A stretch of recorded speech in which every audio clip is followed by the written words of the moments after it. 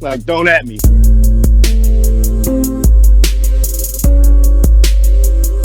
Don't at me. Goddamn. Don't at me.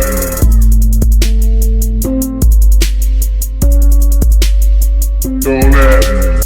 Don't at me, episode 47. Off a little bit of a hiatus. We had to do some reorganizing, just make some sense of what we're doing over here. So we listened to some feedback, of course, and you all will see in the product that you listen to or watch today that we've made some revisions. Of course, you know me, Mike Silva.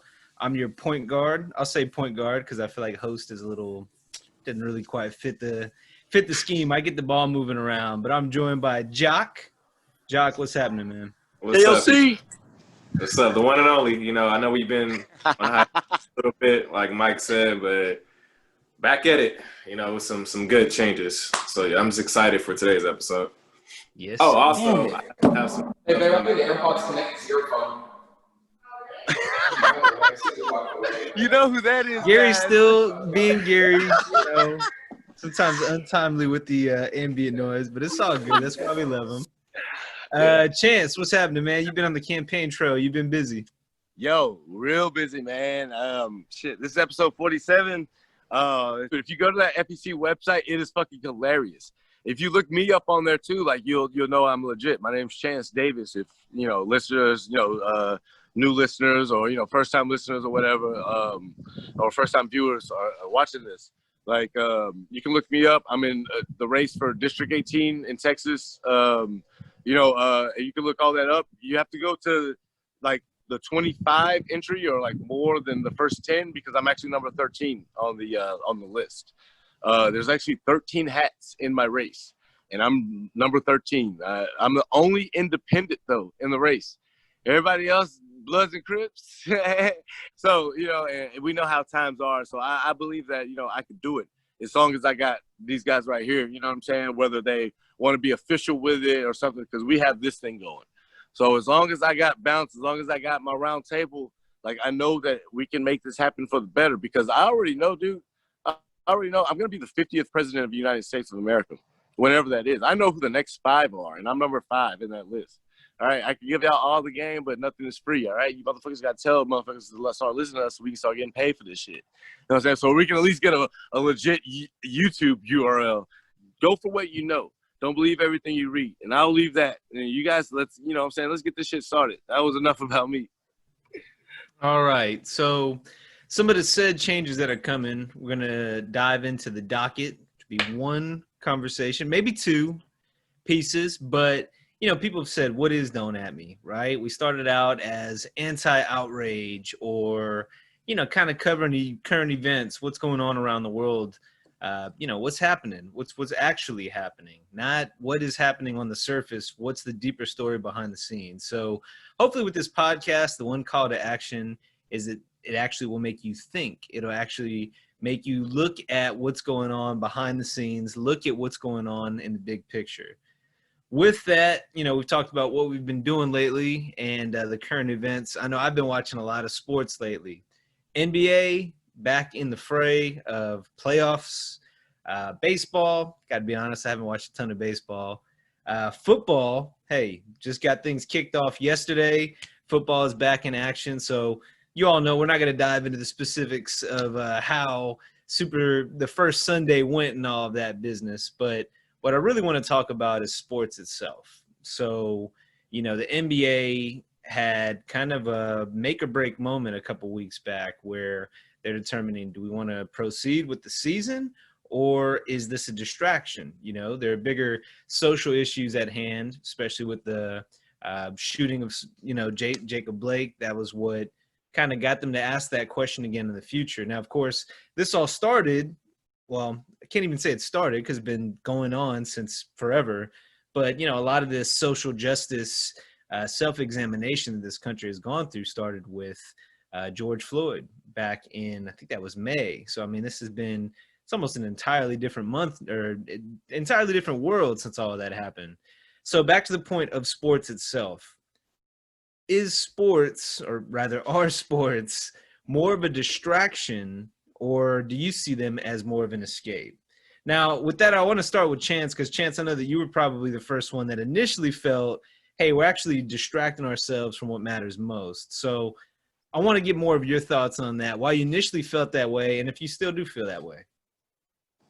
To put it in a nutshell, yes and no. I'll explain no first because it's kind of more positive and I won't get long-winded in it. It is a good thing. It is great therapy. Yesterday, I spent some time with my family or whatever. It was the day after, a patriarch in our family in my mom's hometown, Palestine, passed away. And it was like a changing of the guard. You know what I'm saying? We're losing like all the good ones, all the ones that, old. He was ready to go. He was like 98 or 99 or 97. Nobody really knew. As long as I've known Jerry Abrams, he's been like 137. So all I did yesterday with my family was watch football, drink beers, and just laugh and just, hang out with them and shit like that. Because it was Sunday. Nobody went to church. It's like a church-going family and shit like that. You know what I'm saying? Because, it was just, we just want to hang out in family. And my horoscope said family and all that shit like that. But at the same time, while we were hanging out with family, you know what I'm saying? Like, we have a big one. We were watching football. We were watching, Red Zone and shit like that. You know what I'm saying? And it was fun, even though we weren't even paying attention to all the games. You know what I'm saying? Because they were all on the same screen and shit like that. And the audio, how they work it on that shit. It felt good. I missed it. I missed football. You know what I'm saying? Even though y'all know how I feel about the NFL. But, it's so great that, they came around to, the NBA. I enjoyed Sunday. I enjoyed my Sunday yesterday. You know what I'm saying? And, I want to start keeping up with that shit because even though it may feel like a distraction, it's only something like the NBA. It's every day. You know what I'm saying? Because they have to catch up. You know what I'm saying? Their season was ruined. You know what I'm saying? They're trying to finish it, and then because they got to worry about another one coming up soon, whenever that's going to be. And but the NFL, they had the easy break. You know what I'm saying? They were out of theirs already. You know what I mean? It was kind of if you think about it it seemed like it was planned in a way. You know what I'm saying? For them to hey, we need a reset. We need to take this off season in the front office, the back office, everything on the field, coaching, all this shit. We need to reevaluate it because look at the people that really represent us, the players. You know what I'm saying? Whether they're black, white, or other. You know what I'm saying? Or whether the demographics or everything, it's all about talent. You know what I'm saying? It's who can play football, who can run this play. Yeah, I know you were having some issues with connectivity, moving into the new house, getting everything all settled and all that. One of the big things you had to make sure was you actually could watch the game. So, hey, you got it all set up, all squared away, checked it out the other night. Where are you with all this? Because, I know that we've been excited about football. We've been excited about sports for a while now. It's been kind of quiet without them going on for so long. Now that that's back, do you feel that it has taken away from the issues at large, or do you feel like it's more of an escape? Where's your take on it all? My thing is it's definitely an escape. When it comes to a distraction, that's honestly up to the individual. For example, the first question people need to ask is, what's a distraction from? Of course, we quickly bring up, social justice issues, which can be addressed, and you can still catch the game. You know what I mean? So I don't believe that affects it. And where I'm trying to go with that is, you can't also say something is a distraction if you haven't been about change or making change regardless. You know what I mean? We need to do something, so those can be two different entities. So we can talk about things over and over and over, but until you're being your own John Lewis, nothing's getting done. Yeah, I know that the thing that caught me most off guard from Thursday, because, we checked out that Thursday game, and, you got the Chiefs and Texans, center field, solidarity, arms locked. And as is often the case with things like this, it becomes political. Set aside left and right. Me, I'm right there in the middle. I look at, my brothers on the camera with me right now. But seriously, though, I look at black, white, everybody the same. everybody has their own culture and things like that. But I don't know why race becomes a political tool, why it becomes a ploy. I think what people really need to pay attention to is what's really happening here is that we're being made to separate ourselves. We're being forced to divide ourselves. I don't understand why we're booing, the NFL's messages, which are end racism and it takes all of us. We're booing that. Not we, but, people that are in the crowd are booing that. Jock, I know when you saw that had to rub you the wrong way. And I mean, I know we've talked a lot about sports and all the good that it can bring, but I mean, what's going on with some of that other stuff?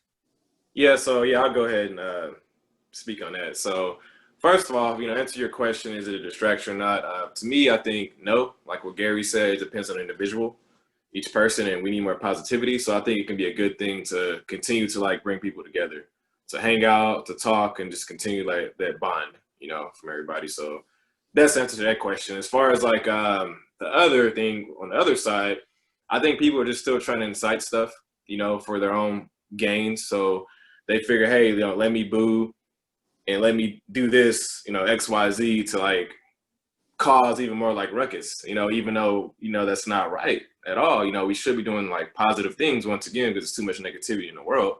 And also too, I'm just going to say it, people are just racist, bro. I mean, we get that we're trying to change stuff, but it's not going to change overnight. It's been happening for years. So people are still, they don't like the message of positivity because they're just so negative and it's so deeply rooted within them that they can't change like that overnight. Maybe one day they will, but as of right now, they just want to see people just play football, shut up with the messages and positivity and fuck all that and just sports and beer America and stuff. And they have to realize that this is a different America. We're trying to make it different now, so hopefully they can see that, eventually. But those are my thoughts on it. Yeah, I would agree. And I mean, the question initially was, is it a distraction or an escape? And I think I agree with you all too. I think it can be a distraction for some people. It, depends on, what they're already believing, what they're already thinking. If it's not taking you away from things you already think, then I guess it's not really a distraction. But the escape side of it, I look to sports not as an escape from race issues or as an escape for the political landscape on what's going on. I look at it as more of an escape from my job, my day-to-day, my, the thinking, the critical thinking that I have to do all day. I'd rather watch sports and think just about the strategy of the game itself.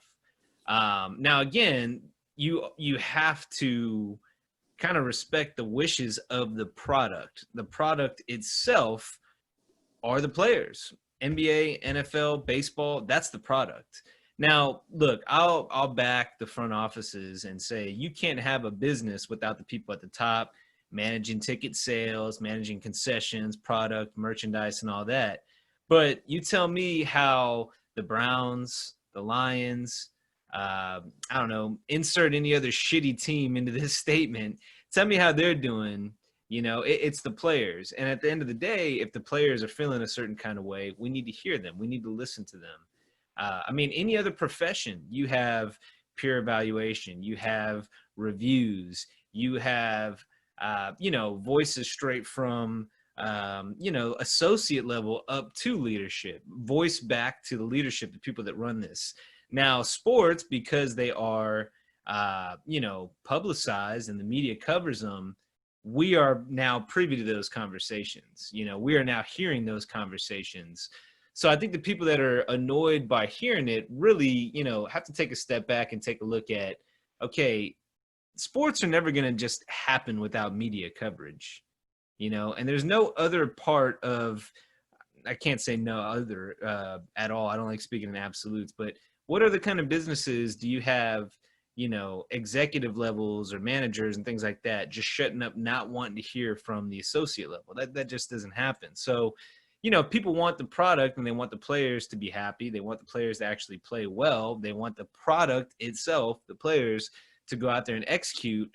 Well, then you kind of have to listen to what the players want to say. And I mean, I think the biggest thing right now, and again, you look at this divide between the political landscape, these things aren't new. Racism isn't new. Racism's been going on hundreds, thousands of years probably, you know, back to when pre-ancient times, you know.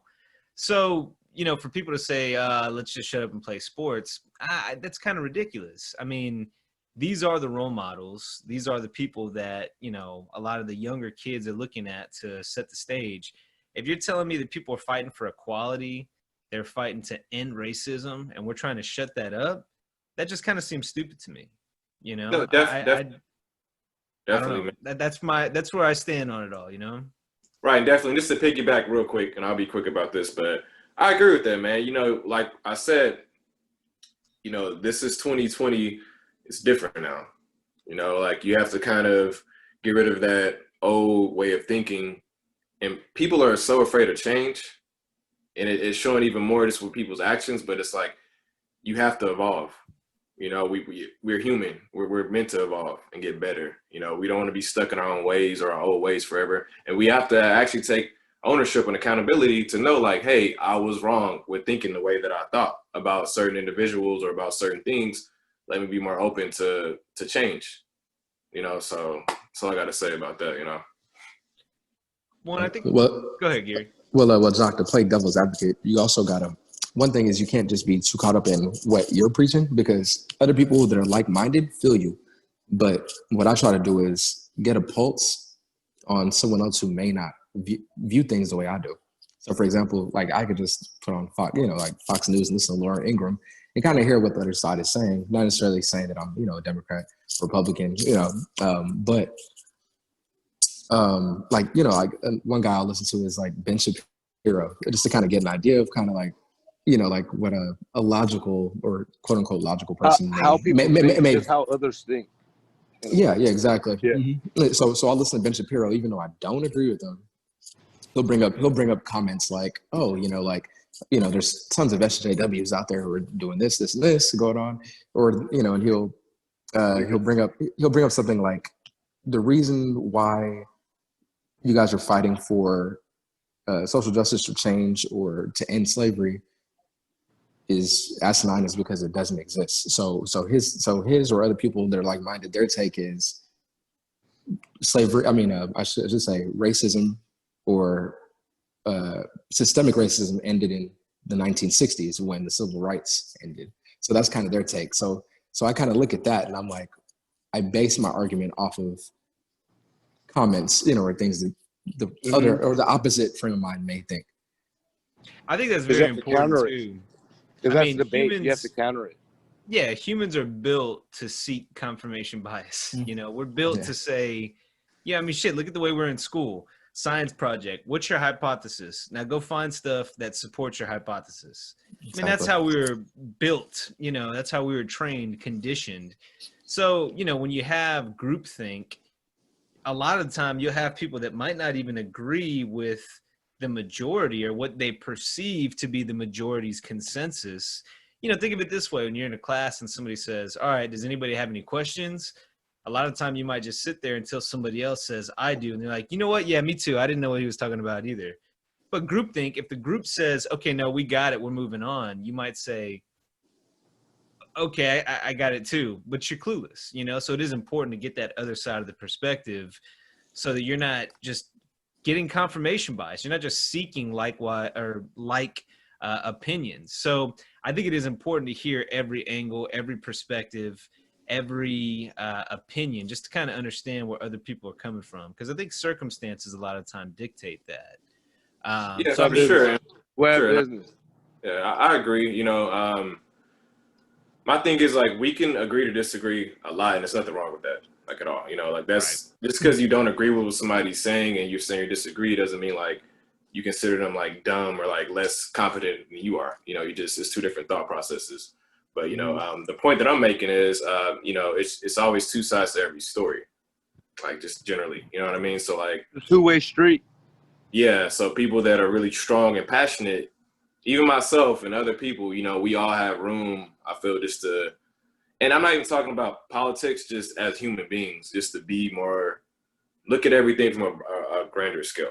You know, I'm saying from a human scale, like bring it down to a human level. So like whether, or I actually put it like this, bring it down to like you know, like we don't have this skin, like we're aliens, like we're gray or something like that. You know what I'm saying? Like we're all on the same planet, or maybe we're on different planets. You know what I'm saying? But like on the same. But what we have to realize is that we are on the same planet, even though we may be on like different lands, different countries, different neighborhoods, whatever it is. You know, different people, different clans, or creeds, or whatever. It like we're all human. Like we literally all like we may not walk the same, talk the same, but we're like all the same down to the nitty gritty. And like yes, there's differences in us physically, mentally, you know, like philosophically, or if whatever that word is, you know, like how we think and everything. Like because it all comes down to this. This is how we really are. Like even though we're not the same, like here we all have this. This is our main tool to use. And these and these and this, you know what I'm saying? And like different strokes for different folks. Like, dude, one thing I've been getting into, and like, you know, this is maybe I don't know what, like, you know, we could talk about this either like, you know, on another docket or on another podcast that you know, may build into. But I've been watching a lot of old sitcoms. A lot of old sitcoms like Sister and fucking In the House and like all those classics, you know what I'm saying? Different World, all that shit like that. And like those, you know, Sanford and Son, from all the old shit, Bewitched, all that shit, you know, cartoons and shit. And those are all reason why we enjoyed that shit when we were younger is because they're all the same stories of lessons. Like everything, all this shit, it like you said, it just goes from time to time, day by day. You know, the shit happens every day. Niggas get shot every day, B. You know, like it's some like with those stories, with those movies, and with those, you know, cartoons, whatever it is, that those media forms where somebody, you know, they have a creator and that creator puts it in, you know, they paint a picture. Like it's all telling us a story. Like it may be different stories or whatever, you know what I'm saying? But it's all the same thing. It's all stories about life. You know what I'm saying? And it really is. It's you know, and I know we'll spend time on a future episode. I feel like sitcoms are kind of time capsules. What's going on in the cultural zeitgeist at the time, right? And I think that's kind of what Chance is speaking to. These things happen all the time, and I can understand. I mean, even if I think there should be no controversy around ending racism. I don't understand who could be on the side of, hey, let's keep that around. That's ridiculous. But even if you were to say, all right, let's take away the whole Black Lives Matter thing, and let's just say pizza matters, right? Let's just say that we're all fighting for, hey, everybody should like pizza. Even if it's as stupid and ridiculous as that, there are just those groups that are going to find a way to oppose that. There are some people that just like to find a way to oppose that. Maybe they just get tired of seeing pizza matters all over, right? What I'm trying to, not what I'm trying to get people to see, because I don't think I'm going to change the world or anything like this. But what I've noticed is, you know, through this whole self-reflection period of 2020 is it's understand what the other side is really trying to say, understand the intent of the message. Now, Black Lives Matter itself has tons of different meanings now because there are different associations, different charities, different foundations, agendas, all of that, and they all have agendas, just like you say, Gary. But I think at the core of the message, Black Lives Matter, yeah, okay, I agree, they do. Now, the problem is when you have the reaction where people say, all lives matter. Okay, yeah, on the surface, that's true. But when you look at the context, it's introduced almost like a condescending response to Black Lives Matter. If somebody had just come out and said, all lives matter, before Black Lives Matter really started, there'd be no qualms, right? But it's this condescending response. And I think that it's because this binary world that we live in, it's this or that, left, right, black, white. There's no room for nuance. And we live in a world that is entirely nuanced. So again, adjust. It's 2020. It's a new world. People will wear masks and bitch about wearing masks. Again, people find a way to bitch about something, right? Even if it gives you a marginal chance at, you know, keeping yourself healthy, people will bitch about it because it's something to bitch about. Somebody's telling them to do it, right? People are forcing an agenda down their throats. That's how a lot of people might think. I think it just comes down to adjustment, you know? Like, I'm here to escape work. I'm here to escape, you know, what's going on day to day. I watch football. If I see, you know, the stuff beforehand for solidarity, that's something that we should agree with. Why are we fighting coming together, you know? So I guess kind of bringing it full circle, I think that sports are, I mean, they're the one thing, first of all, it's the one live current event that we have going on right now. But it's a very unifying thing in that you see people of all races, all colors joining together. Locker room talk, I mean, it's just we're all in it together, right? And we're all on the same team. We have a common theme. Why are we arguing or why are we upset with people saying, hey, let's end racism? That's the part that kind of gets beyond me. Yeah, because I mean, you have like Laura Ingraham out there who's like, oh, you know, LeBron, KD, shut up and dribble. It's their way of pretty much saying, like, we don't want the pizza lot, you know, all pizza matters like swarmed on me, you know, kind of thing. Right. Because if you're like a burger, it eventually gets to a point where it's like, yeah, like I'm a burger joint, like, you know, like screw these pizzas, like we matter too, da da da da. So it gets drowned out and it's sad. So then, like you said, Mike, life is nuance. Then we get caught up in like, oh, I'm on this side, I'm on that side. It sucks because now it's like, are we forced to pick a side? Like just because we say Black Lives Matter, is it, you know, that it's so difficult. It's like almost like, hey, like, oh, like now you pick the side. Like now you're a social justice warrior. Like, you know, now so anyone who's like even like far right or far left can like target you. It's weird. Yeah. And that's, I mean, that's what I hope people watching or listening can kind of take away is you don't really have to choose a side. Just respect the other side. Or if you disagree, you know, maybe you stand on this side, understand where the other side is coming from, understand the intent, understand the context, and respect the other side's views, you know. Try to understand, I think you would say, the other side's views. You don't have to agree with the other side, but understand what the other side is trying to get across and see where they're coming from. Because you really don't know the other person's circumstances. You don't. Right. I would just try to understand people. Yeah, I would say it's about understanding humans and how humans think and why is this. Now, let me tell you guys something about why, you know, like that word or whatever. That's a question, you know, in itself. It's a one-word question. Why? I'll tell you the answer to all that. Tell them that it's human nature. And if you guys know, you know. You know what I'm saying? If you know who said that at first, who wrote those words, you know what I'm saying? He's a polarizing figure. You know what I'm saying? But like, I'm not even gonna say his name because you should know. But you know, like he's a polarizing figure, and like he brings up a politics thing. You know what I'm saying? In itself, you know, he brings up conversation or whatever, debates or things like that, arguments. You know what I'm saying? Yelling matches, fights. You know what I'm saying? He brings about a war, a side. You know what I'm saying? Where people pick sides and they can hurt each other about it. So, and all he wanted to do was fucking sing and dance, you know? That's all he wanted to do, whether it was for money, for free. He gave away all this shit, you know what I'm saying? Like pretty much, you know, he was a generous person. And that, I was listening to that album, Thriller. Oh, man, I just gave it away. I was listening to Thriller anyway. I was listening to Human Nature, and I was listening to the words of the song. This is like 4 o'clock in the morning when I was about to go to the funeral. I was waiting on that Friday morning. I was last Friday, actually. It's Monday. Last Friday, I was waiting for my mom and shit to get up because I got up maybe around like 1 o'clock, and I was like waiting on them, like where are they at, you know? And so about after they went to bed, I went in my garden and I turned the music all the way up, and I listened to Thriller from front to back. And that album has a lot of answers of like, you know, understanding people, just period. And, you know, I know we kind of got into a play by ear thing with, you know, out of football or whatever, but that's one thing that goes into that as well is like, you know, maybe we don't even think of these things as political messages, you know, like in a way, but you know, things like that, the Thriller album is kind of a political message in the way, you know what I'm saying, for the time.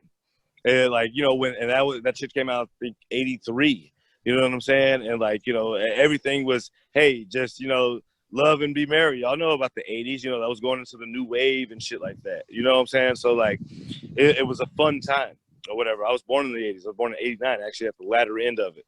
You know what I'm saying? But I understand why, like, I am the person I am today. Why I hang out with Mike. Why I hang out with Jock. Gary's on the cusp, I believe. You were born in 90, correct? Nope. Yeah. Gary's a bit different, even in the way of his thinking. And you can guys tell we use this tool of having a podcast. You know what I'm saying? We believe it as a tool because we do the shit for free.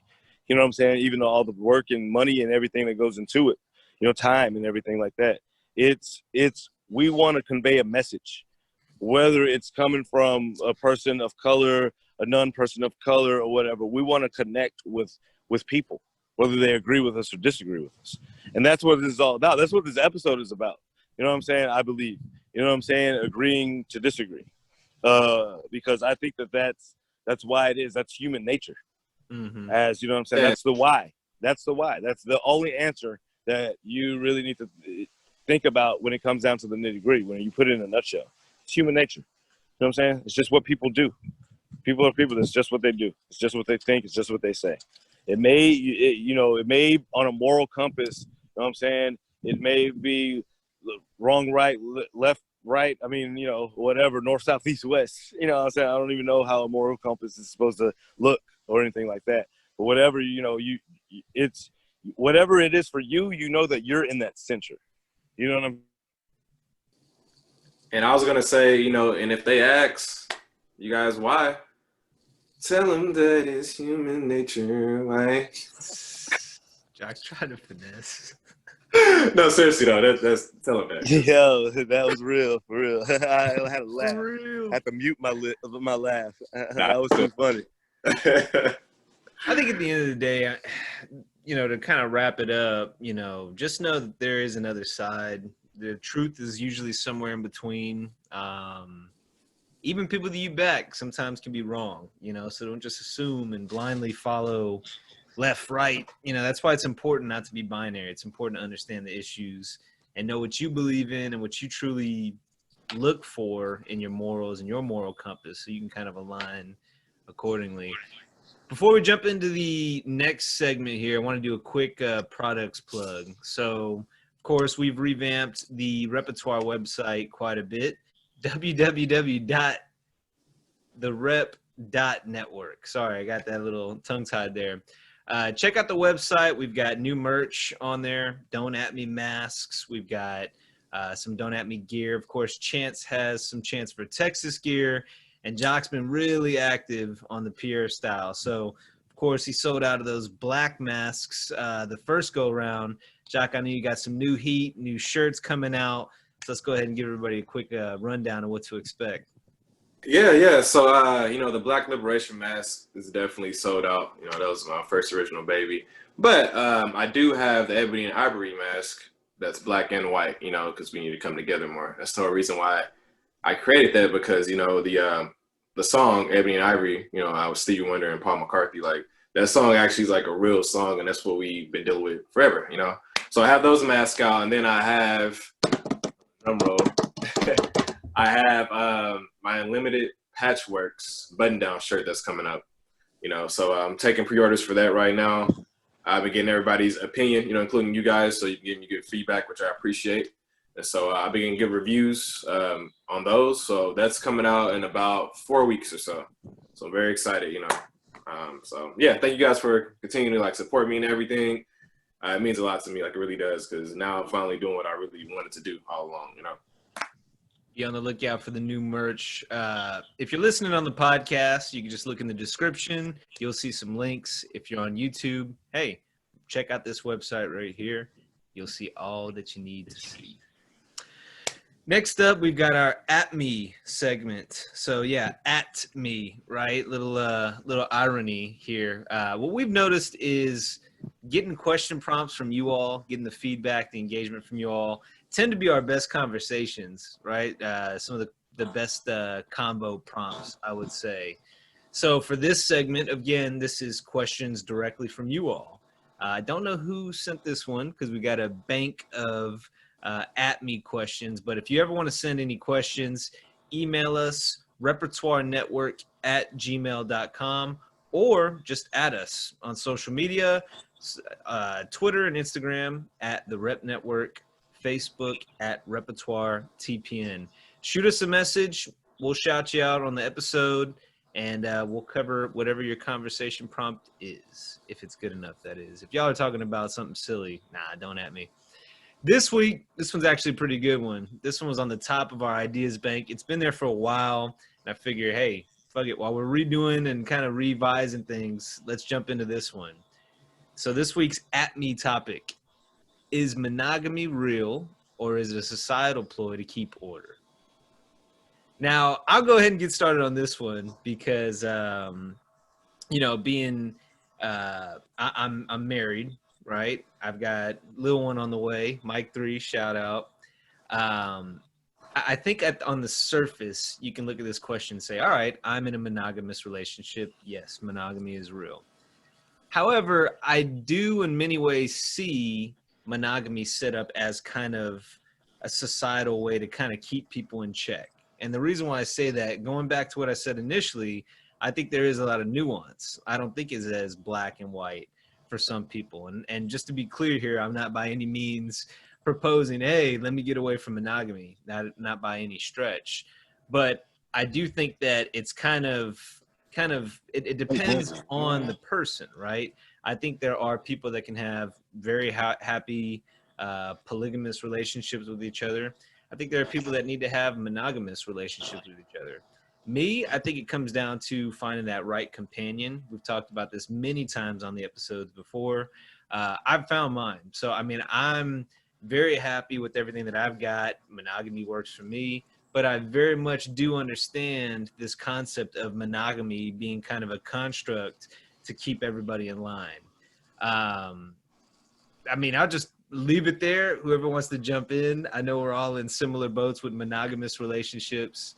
But Jock, you look most eager to jump in, so I'll let you get in there. When I was younger, I feel, you're not as mature.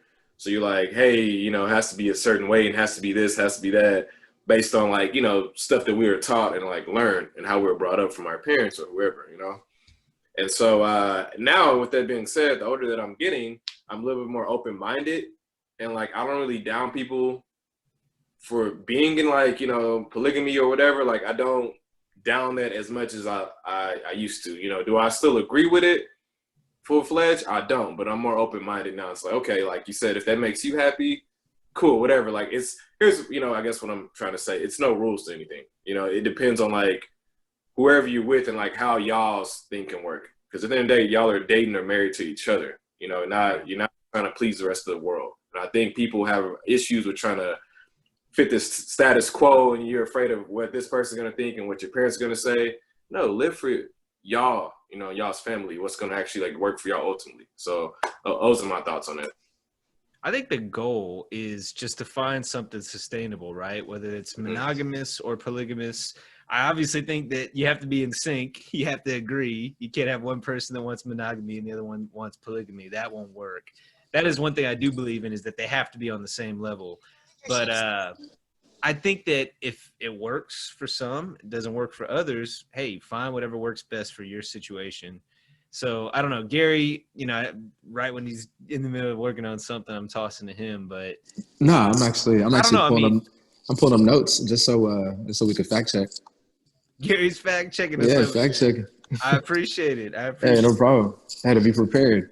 Of course, I mean, you're a happy man with a lady, kids, house, very much in that monogamous sect, right? So yeah, definitely.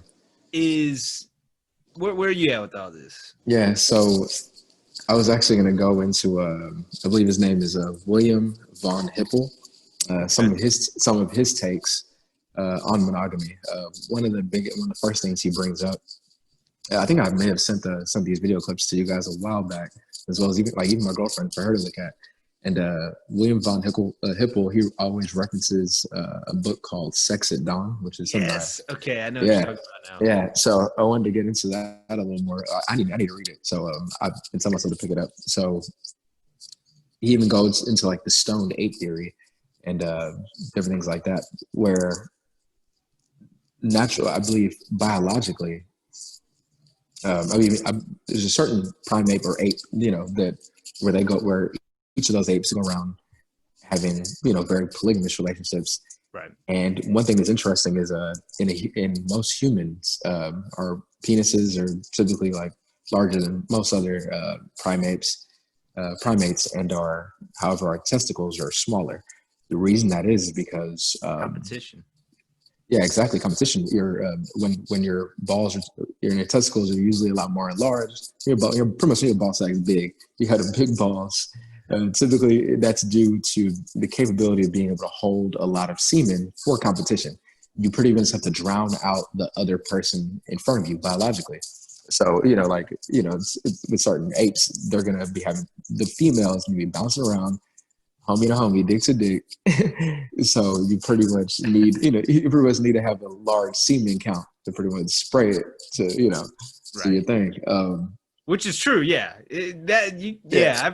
read and heard the same thing. So people are like, wait, what? You need to have more ammo? It's Nah, facts. a lot of time you do. Yeah, you need more ammo for sure. So the fact that us as humans, we have like kind of a medium size, it kind of gives you the idea that like biologically, we can have sustainable monogamous relationships. However, biologically in the past, I don't believe it was meant like that years ago. Yeah, and that's, I guess, where people can go and fact check us on like the timelines and certain primates. But I think it's like the bonobos or something like that. Yeah, bonobo apes, that's what it is. They're just known for polygamy, and they just rampant sex all the time. I mean, if you look at just societal roles, look, we're not. Let me preface this by saying nobody's saying go to the kitchen or anything like that. But if you look at just like the natural tribal roles, right? Like the woman kind of held down the fort, took care of the family, nurtured the family. The man was out hunter gatherer, going out. And you can also look at the way that we eat and why certain intermittent fasting is kind of in vogue right now, because that's to a certain extent a lot of how we got nutrition in the past. You don't know if you're going to eat every day. You just eat what you can while it's in front of you. So when you think of it that way, and the male's role is just kind of being the cedar, for lack of a better phrase, it kind of looks at, okay, maybe this is more of a, hey, this is a chaos organizational tool by us saying, hey, monogamy, we know there's not going to be drama. We know, this, that, and the other. It just kind of seems to me this is a construct. We have something to believe in. You've got a core black and white set of morals that you follow this code. Go do it, right? Go get married, go do it. I don't know if that works for everybody. Like I said, it works very much for me. Seems to work for everybody in our group here, but for some people, it's just not built that way. And I mean that both ways too. That's not to say that only men want to or should go out and be polygamous, but I think there are women too that find a fancy for that. But it's all about your fit. I think if we say broad strokes, hey, monogamy is the only thing that'll work across the board, nah, I don't agree with that. Works for us. I don't know if it works for everybody. I think it definitely dips into a lot of this has to do with science versus religion. Even on the science tip, a lot of times, like sexual activity is mainly driven in testosterone. So because men have it, we usually tend to have a larger sex drive while we're younger. Once we get older, that dips down.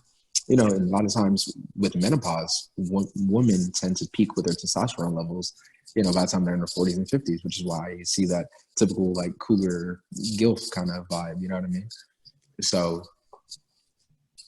with that, you notice when you're, I would say like, I think my girl brought it up not so long ago. It's that relationship weight. A lot of times when you're in a comfortable relationship, you tend to put on more weight.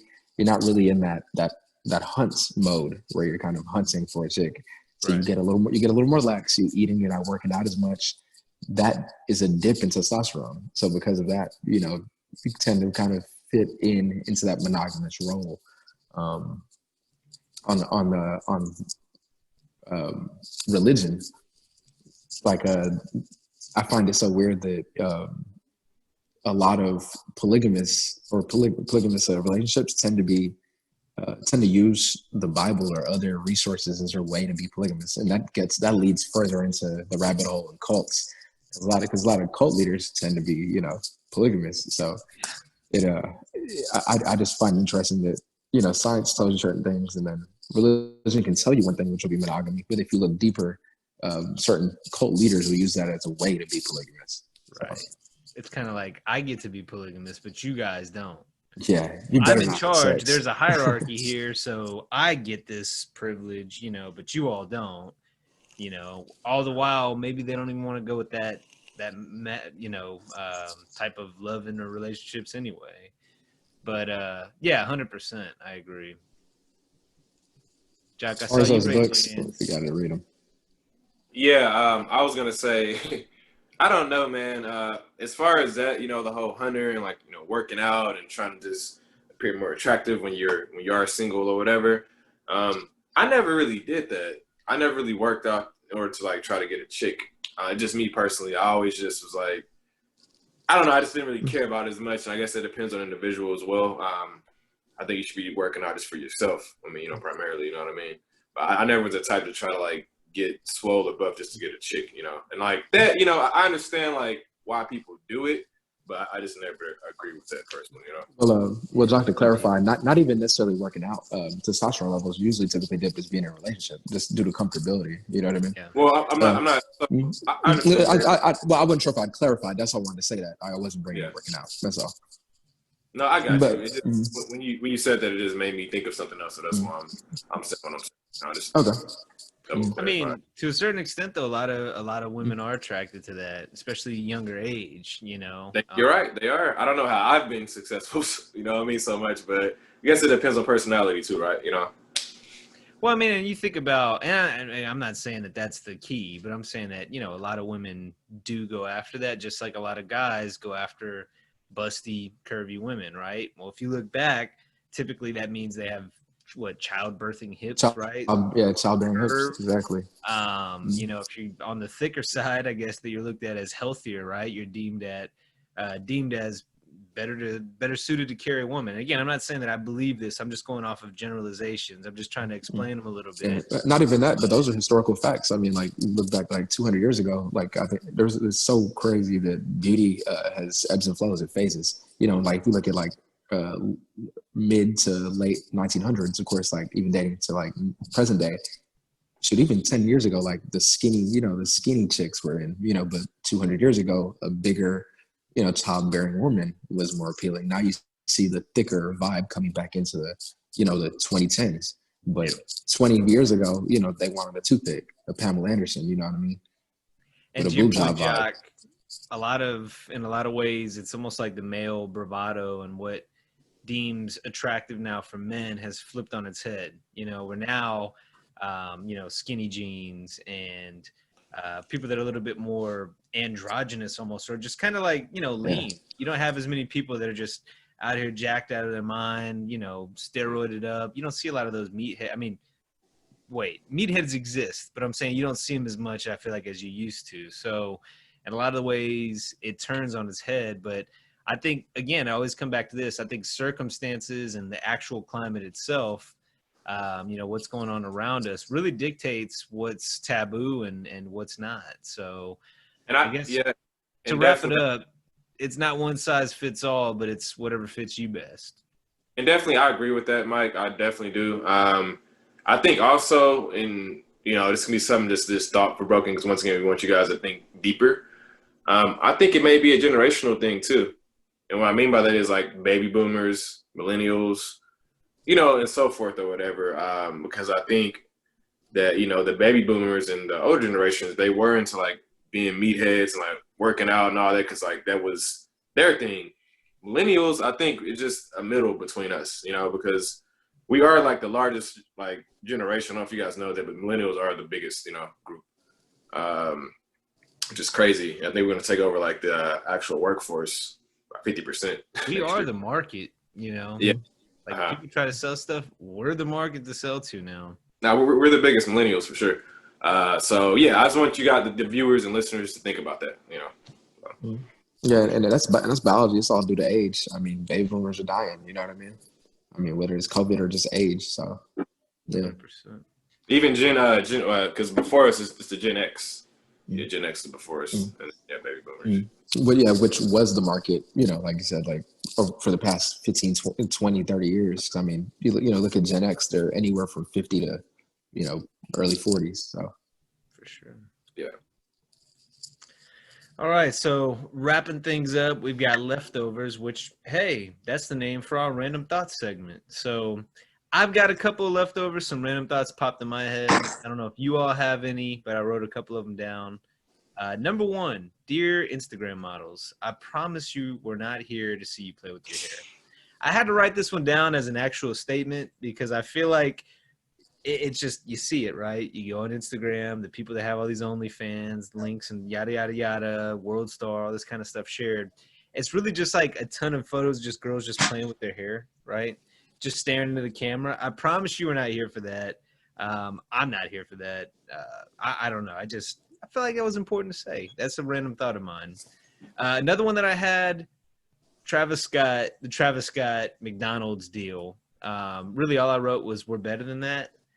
I'm a little bit disappointed that he decided to partner up with McDonald's. I can kind of see it from like a hype beast standpoint. McDonald's, you think of, you know, swaggy shit, whatever. You think 90s. I feel like a lot of the time, for some reason, I think 90s, when I think McDonald's, maybe that's because that's like the last time I used to eat it pretty regularly. Come on. Like, why do you have to go McDonald's? Get like the Panera Pick 2. Nah, not literally Panera, but something though. Not unhealthy shit, right? Jock's got the reason why though. Yeah, money, man.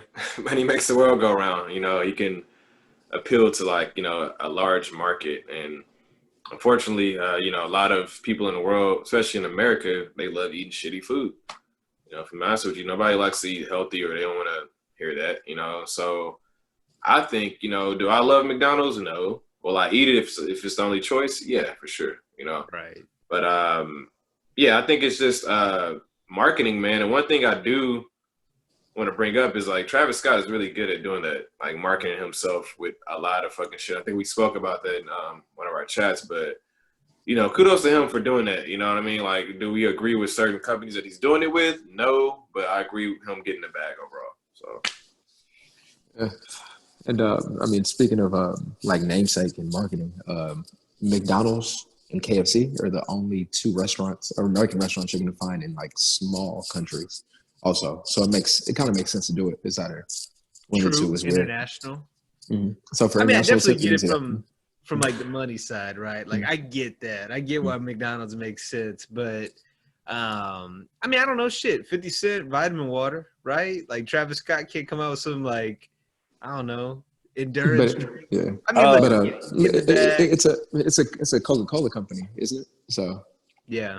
Yeah. What do you But think? again, it's healthier Coca-Cola, right? We got our vitamin water, get in the shits, you know. I would say, I mean, I get why, but you know, like why? Come on, Travis Scott. I would say the why is like McDonald's sometimes slap, and kids love McDonald's. Kids love Travis Scott. Like, you know, like you say, it's nostalgia for us. Like, I mean, he's dope. McDonald's is dope sometimes, you know what I'm saying? And yeah, we think of McDonald's as like, you know, like shit burgers, you know what I'm saying, or whatever. But like, they do have like a healthy menu, or like they at least try. And like, you know, I mean, You're right, though. Give or take, you know what I'm saying? They at least like try to do what, you know, like a lighter option in a way. You know, it's still McDonald's, you know what I'm saying? But like McDonald's is, you know, it's more than a fast food restaurant. I mean, it's a culture. You know what I'm saying? In a way, like it's just like how Travis Scott has, like, you know, him himself is a culture. You know what I mean? Like, don't at me the way like we feel. You know what I'm saying? It's a culture. Like I feel like, you know what I'm saying? Even though we all come from different backgrounds, like, you know, like whatever it is, we have a culture. Like that's why we're friends. You know what I'm saying? It's our culture. It's our thing. It's our little thing. La Costa Nostra. You know what I'm saying? And so. Like I understand it. I understand why he's doing it. Why like it's why he did it with McDonald's. You know what I'm saying? Because like, you know, Mike, like, you know, maybe he fucks with McDonald's. Like, you know, you fucks with Panera. You would have did it with Panera, nigga. So like, I get why you wouldn't do some shit like Panera. That's, you know, more of a joke. Because that's you. You like Panera. Maybe well, I know. I'm like, hey, I'm in the minority there. You know what I'm saying? well, Chance, yeah. Like he actually had a statement on it. It was because of more of childhood nostalgia. He was like, "Oh, you know, like as a kid, that was my place, kind of thing." Yeah, I think Astroworld itself, the physical place, it's nostalgia. McDonald's, you know, I think all this shit, they all kind of fit in that same spectrum. So I mean, I get it for sure. I get it. Yeah. Matter of fact, take it back to there. I know exactly why he did McDonald's. I know exactly why, because I know that nigga, even though like a lot of people think I'm bullshitting when I say that. He used to actually hang out with my house, play 2K when he was like in high school or some shit like that. But anyway, right next to Astro, the place we would go, like Astro was like a babysitter. Oh, I didn't that grew say. up in Houston. Yeah. But right next to Astro, after it went down, we went to McDonald's. The McDonald's that's right there at the end of Alameda. You know what I'm saying? People used to park. People used to park there. We used to get like picked up and shit from there. Yeah. Like, you know what I'm saying? Like there was the drop off and shit, and they'll close the drop off, and your parents were late or some shit. You go to McDonald's. You know what I'm saying? So it goes back to that. It ties into Astro. If you understand the culture of that. You know what I'm saying? Astro was a culture and some shit like that. They took that shit away from us back then. You know what I'm saying? Like we miss it. It was nostalgic. It brought us back to something like that. And McDonald's is something that'll be around forever. You know, like it or not. You know what I'm saying? It's true. It's gonna be around forever. So it's like, okay, well, we can't have Astro. You know what I'm saying? We still got the parking lot there, but if we got McDonald's still there, he probably still goes to that McDonald's. Like, you know, like that's probably where you can catch him at. You know what I'm saying? When he's in the H, that McDonald's. You know what I'm saying? On 16 in Alameda. Oh, shit, I'm giving up the spot. Honestly, man, I'm proud of Travis Scott. Like, I really am. I went to the first, like, Astroworld Fest, and there was a lot of young people there. You know, at the time, like, man, I feel really old. But now it's like, in retrospect, man, I love what he's trying to do for the young generation because they are the future. You know, he's still trying to, like, you know, implement that Houston culture and what – you know what I mean? Like what he grew up with, because he's a millennial as well, you know? So, I don't know. I just, you know, shout out to Travis, man. He's doing it right now. Right. And that kind of goes back to what I was saying is like, you know, when I like was, let's see, this was like when I stayed on Wentworth or whatever. This is like 08, 09. So this is like when I was like 19, 20, 21, maybe, like when, you know, he was like around, like, like this was definitely before 2011. Yeah. This is like 08. It's like 08 and shit like that. When I stayed on Wentworth, he like would come over and play 2K with Mike Rogers and everything like that. Cause me and Mike Rogers used to hang tough. Like that's like his best friend. Well, shout out Mike Rogers. You know what I'm saying? If y'all know him, you know him. But that's that guy right there. Like it was a big influence because he brought Travis. I think he was a little bit older, but he brought Travis around a lot to a lot of different places. You know what I'm saying? Whether it was like places like my house to play 2K or like that. Cause me and Mike used to do shit like that. We used to just move around. And like at that time, you know, he was getting into this is what I want to do and shit like that. Like he probably knew it back then. It's around 2008. Like I said, I think, you know, he started performing probably around 2011 or something like that. And like by 2014, he was like, you know, getting into like, that was like around the time I think. When did Cold Summer come out? Oh, Cold Summer, yeah, that was, yeah, 2011, 2012. Okay, so which that's led when into it started manifesting for him. You know what I'm saying? Like he, you know, he was out of school and shit like that. Like, you know, so, you know, he got with Kanye and shit like that, you know, like to take it to the next level. He knew what he had to do to get out, you know, but still hold it down. You know what I'm saying? And that's one thing that, like, someone like him, like, he did it the right way. A lot of people that know Houston culture know that a lot of people don't make it out way. We got our own set of legends. We got our own culture and everything down here. And, but when you can mold it and put it on a global level, even at this time, you know what I'm saying? Whether it's something simple like Astro. A lot of people don't even, they put Astro, they don't even know about Six Flags Astro. You know what I'm saying? They think it's strictly a I think it's an album. You know, of that album. Yeah. You know what I'm saying? Like, but that was once a place. You know what I'm saying? You know, like, so it all comes all together of like what he's trying to do. He's trying to put what he's trying to bring he's a culture. You know what I'm saying? He's a culture. So like he's trying to make like what we did, you know, what it is there, but put it on a global level because he's everything to kids. That's why he does shit with Fortnite and things of that nature. You know what I'm saying? You know, it may not make sense to someone like us, but it does to him. Last random thought, last leftover I had is why did drive-ins ever die out? Like, what the hell is that about? I went to a drive-in to see Tenet, which I stared at the screen for 2 hours pretending I knew I was watching like this. But good movie. totally confusing. Read about it before you see it. Read the spoilers, and you still won't get it. But anyway, yeah, drive-ins. Why'd that die out? Like, that's where it's at. I feel like we need to go back to making drive-ins a full-time thing. I think it's definitely coming back, man. But as far as like question like why did it die out, you know, things have their moments, man, where they peak and they're popular. So I think it just lost its popularity and people stop fucking with it like over time. But once again, you know, everything gets recycled, so everything comes back in full circle eventually. So now it's starting to come back around, and you kind of need drive-ins because of, you know, COVID and what's happening in 2020. So that's going to be the only thing that you can actually do. Like now there's actually drive-in concerts. Like I saw one other day actually in Houston, at St. Houston Parkway. It was a rave actually. You know, so like how they had it set up is like a drive-in. You know, you bring your car and it's kind of spaced out, but you have your own little groups. Like, you know, just like in different areas and stuff. It probably was like 120 people there, between 100 and 200 people there. Like it seemed like a lot, you know, but it worked from what I saw. So I think going forward, that's going to be the thing, like with everything. And driving movies is the catalyst for that, you know? So. Well, temporarily. The reason I say that is because in Houston it works, but in other states it may not. One, you have to factor in land, and two, time of year. So that's why they died out. Time of year is true. We went, I guess, 2 weeks ago. So whenever Labor Day weekend was, so I guess at this point, yeah, 10 days ago. And caught a little bit of a breeze here and there, but it was still pretty sticky, man. So Yeah. I can't imagine doing that 2 months ago, July, in the heat of summer. Fair point. Gary just rained on our parade, but it's all right. Yeah, I hate to have to be like the fucking nerd. That's why I asked you. So hey, now, okay, I understand why they died down.